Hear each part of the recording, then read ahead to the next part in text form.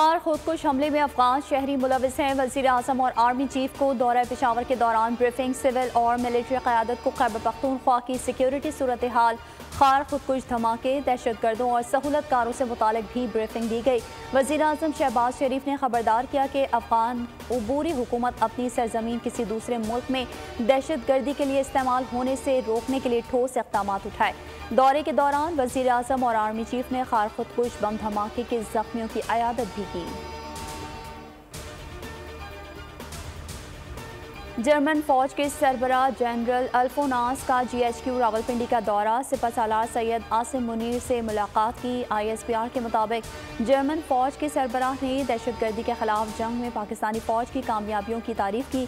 कहा कि खत्ते में अमन के लिए पाकिस्तान ने जिम्मेदार मुल्क होने का सबूत दिया। आर्मी चीफ का कहना था कि जर्मन फौज की आला सलाहियतों से इस्तेफादे के मौके मौजूद हैं। इलेक्शन नई मरदमशुमारी के तहत ही होंगे, ताखीर का कोई जवाज़ नहीं होगा। आइन का तकाजा है इलेक्शन मुकर्रर वक्त पर हो। इंटरव्यू में शहबाज शरीफ ने कहा, निगरां वज़ीर आज़म का फैसला अपोजिशन से मशावरत के बाद किया जाएगा।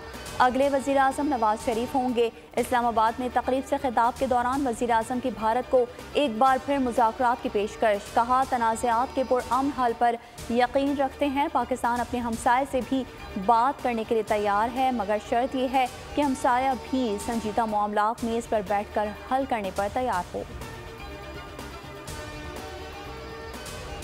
अफगानिस्तान से बार बार हमले होंगे तो जवाब का हक है, जवाब देंगे। वज़ीर ख़ारजा बिलावल भुट्टो जरदारी का डिजिटलाइज निज़ाम सोलराइजेशन प्रोग्राम के संगे बुनियाद की तकरीब से खिताब। कहा, दहशतगर्दी के खिलाफ मुकाबले के लिए अफगानिस्तान की मदद करने को तैयार हैं। कहना था, दहशतगर्दी के बारे में हमारी पॉलिसी वाज़ेह है, हम ब्लॉक्स की सियासत में नहीं हैं। पाकिस्तान दूसरे ममालिक के साथ ताल्लुकात बेहतर बना चुका। अफगान हुकाम कुछ नहीं करते तो अफगानिस्तान में कार्रवाई पर गौर हो सकता है। सानिया बाजोर लेडी रीडिंग अस्पताल में एक और जख्मी दम तोड़ गया। राहतुल्लाह की उम्र 25 साल थी। जाँ बहक अफराद की तादाद 55 हो गई। धमाके में 49 अफराद की शनाख्त मुमकिन हो सकी। 82 अफराद जख्मी हैं। 15 की हालत तशवीशनाक है। सदर आरिफ अलवी का गवर्नर KPK से टेलीफोनिक राब्ता। बाजोर धमाके की मसम्मत, कीमती जानों के ज़िया पर अफसोस का इजहार किया। अक़वाम मुत्तहिदा की सलामती कौंसिल, जनरल असम्बली के सदर, अमरीकी महकमा ख़ारजा और शेखुल अज़हर की बाजोर धमाके की मसम्मत, पाकिस्तानी कौम का भरपूर साथ देने का इयादा किया। सलामती कौंसिल अरकान ने हर किस्म की दहशतगर्दी को आलमी अमन के लिए संगीन खतरा करार दे दिया। एलामिये में सिक्योरिटी काउंसिल की हुकूमत, पाकिस्तान और जाँ बहक अफराद के अहले खाना से ताज़ियत। कहा, ज़ख्मी अफराद की जल्द सेहतियाबी के लिए दुआ गो हैं। अमरीकी महकमा ख़ारजा के तर्जुमान मैथ्यू मिलर ने दहशतगर्दी की शदीद मज़म्मत की। बर वक्त असम्बली छोड़ रहे हैं, निगरां हुकूमत बनेगी, कोशिश होगी कि इलेक्शन वक्त पर हो जाए। सरबराह जमीयत उलमाए इस्लाम मौलाना फजल रहमान की पेशावर के लेडी रीडिंग अस्पताल में ज़ेर इलाज बाजोर धमाके के जख्मियों की अयादत। कहा, आजमाइशें आती हैं, साथियों के हौसले बुलंद हैं। बाजोर धमाका कौमी सानिया है, इस पर पॉइंट स्कोरिंग नहीं होनी चाहिए। यकजहती का इजहार करने वालों का शुक्रगुजार हूँ। मौलाना ने कहा, बेगुनाह लोगों का खून बहाने वालों को शर्म आनी चाहिए। हमला करने वालों ने जिम्मेदारी कबूल की है। Army chief general Syed Asim Munir ने मुल्की मुआशी मसाइल के हल का अज़्म दोहरा दिया। पाकिस्तानी मिनरल समिट से खिताब में सिपहसालार का कहना था, मादनियाती प्रोजेक्ट्स अवाम की तरक्की का जीना है। सरमायाकार पाकिस्तान में छुपे खजानों की दरियाफ्त में किरदार अदा करें। अमन और खुशहाली के रास्ते पे गामजन रहना ही इस्तकामत है। कभी उम्मीद का दामन नहीं छोड़ना चाहिए। ये हमारा मुश्तरका अज़्म रहा तो फिर आसमान की बुलंदियाँ हमारी हद और वुसअतें हमारी मुंतज़िर हैं। हमारी मौशरती जिम्मेदारी है कि मिलकर मुल्क की मईशत में किरदार अदा करें। दौरान खिताब आर्मी चीफ ने कुरानी आयात का हवाला दिया। अल्लामा इकबाल का शेर भी पढ़ा। पाकिस्तान में मादनियात के 6 ट्रिलियन डॉलर्स के ज़खायर हैं। रिकॉर्ड एक मनसूबा भी मुल्क की तारीख में अहमियत का हामिल है। वज़ीर आज़म शहबाज शरीफ का मिनरल समिट से खिताब। कहा, समिट का मकसद गैर मुल्की सरमायाकारी को फ़रोग़ देना है। थर में दुनिया के सबसे बड़े कोयले के ज़खायर हैं।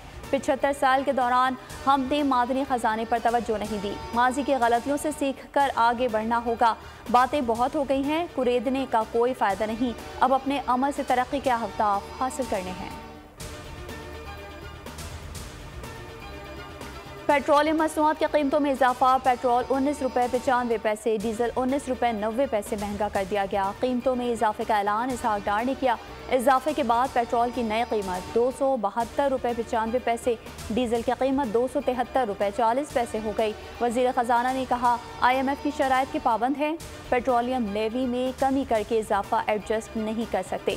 मुल्क के मफाद के मद्देनजर रखते हुए कम से कम इजाफा किया जा रहा है। वजीर आजम कहते हैं इंतहाई दुख के साथ कीमतों में इजाफा किया। मरियम औरंगजेब बोली मुश्किल फैसले मुल्क बचाने के लिए हैं। पाकिस्तान में तैयार होने वाला बहरी जहाज PNS तारिक आज लॉन्च किया जाएगा। जहाज पाकिस्तान और तुर्की ने मुश्तरका तौर पर तैयार किया है। लॉन्चिंग की तकरीब में शिरकत के लिए तुर्क नायब सदर सादत यलमास कराची पहुंच गए। आला सतह के वफ़द में तुर्किया बहरिया के हुक्काम भी शामिल होंगे। दौरे में बाहमी और दिफाई मुफाहमती याददाश्तों पर दस्तखत किए जाएंगे। सादत यलमास सदर, वज़ीर आज़म और वज़ीर ख़ारजा से मुलाकातें भी करेंगे। पाकिस्तान समेत दुनिया भर में सुपर मून का नज़ारा। चांद ज़मीन के इंतहाई करीब होने के सबब मामूल से 14% बड़ा और 30% ज़्यादा रोशन दिखाई दिया। कराची समेत पाकिस्तान के जनूबी इलाकों में आसमान पर गहरे बादलों की वजह से चांद का नज़ारा इंतहाई महदूद रहा। रवा माह अगस्त में 2 सुपर मून वक़ूफ़ पज़ीर होंगे। पहले सुपर मून का नज़ारा आज किया गया, जबकि यही नज़ारा रवा माह के अख्ताम पर 30 अगस्त को भी होगा। दीन और दुनिया को साथ लेकर चलने की शानदार मिसाल पाकिस्तानी क्रिकेटर्स ने कायम कर दी। लंकन प्रीमियर लीग के श्रीलंका में मौजूद पाकिस्तानी क्रिकेटर्स ने साबिक़ कप्तान सरफराज अहमद की इमामत में नमाज अदा की। उनके इस काबिल फ़ख्र अमल की वीडियो सोशल मीडिया पर वायरल हो गई।